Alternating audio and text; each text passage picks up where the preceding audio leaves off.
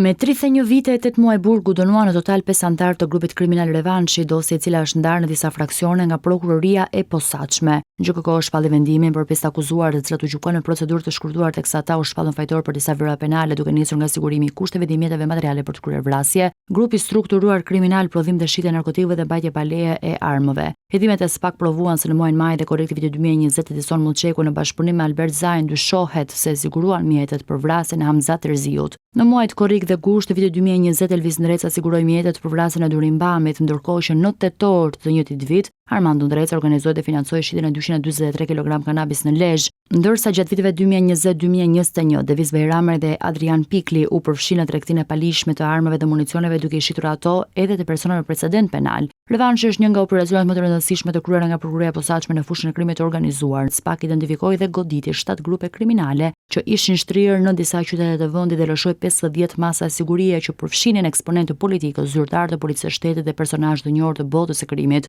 Njëra nga grupet kriminale drejtohej nga Ervis Martina, një nga personat më të shumë kërkuar nga drejtësia shqiptare, i zhdukur që prej gushtit të vitit 2022. Grupi kriminal në Lezhë drejtohej nga ish-deputeti i Partisë Socialiste Arben Doka në kërkimin e sot, ndërkohë që 2 grupe kriminale në Durrës drejtoheshin nga Emiliano Shullazi dhe Astrid Avdyli. Në Tiranë dhe Vlorë u godit grupi kriminal i vëllezërve Duka dhe Hyseni. Prokuroria e posaçme goditi edhe grupin e Durim Bamit dhe atë të Edison Reçit. Një pjesë e personave të arrestuar 2 vite më parë janë dënuar nga gjykata, ndërkohë vijon gjykimi për një tjetër fraksion me persona që akuzohen për kryen disa verave të tjera të rënda penale.